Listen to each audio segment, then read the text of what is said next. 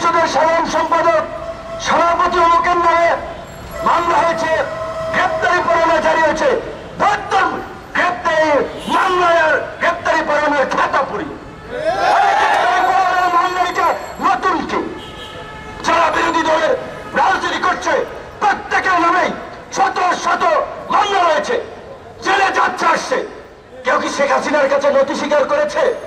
শেখ হাসিনার কাছে নথি স্বীকার করে নাই, ভবিষ্যতেও করবে না। আজকে শেখ হাসিনা ভাবছে রাম রাজত্ব কায়েম করেছে, যেভাবে খুশি সেভাবে করবে। নির্বাচনের নামে জনগণের সঙ্গে প্রহসন করছে, প্রতারণা করছে।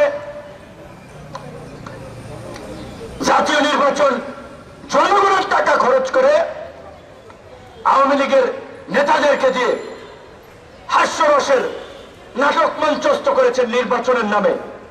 জাতীয় নির্বাচন গেছে, এখন স্থানীয় নির্বাচন, আবার সেই নাটক করছেন। এখন বন্ধুগণ, আমরা অবলা জনগণ, অবুঝ জনগণ এই প্রতারকদের ফাঁদে বারবার পা দিচ্ছি। আমরা বুঝতেছি না, নৌকা তুলে দিয়েছে যে দলীয় প্রতীক থাকবে না।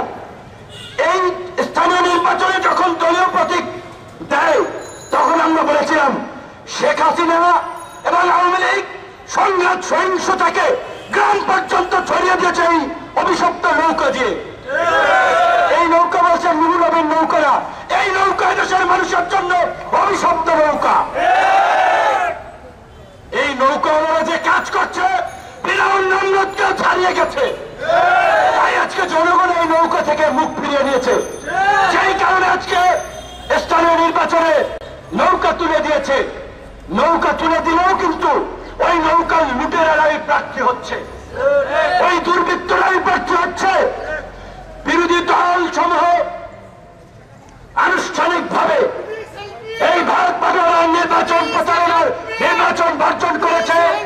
আপনারা জানেন প্রচারণা প্রশাসনের নির্বাচন করে আবার এই স্থানীয় নির্বাচনেও তারা একই কাজ করছে। কাজে আপনাদেরকে বলবো, এই নির্বাচনে আপনারা কেউ অংশ নেবেন না, এই নির্বাচনে কেউ ভোট দিতে যাবেন না। এই চোর ডাকাতদের ভাগ বটোয়ারার নির্বাচনে কি আপনারা কেউ বৈধতা দিবেন না।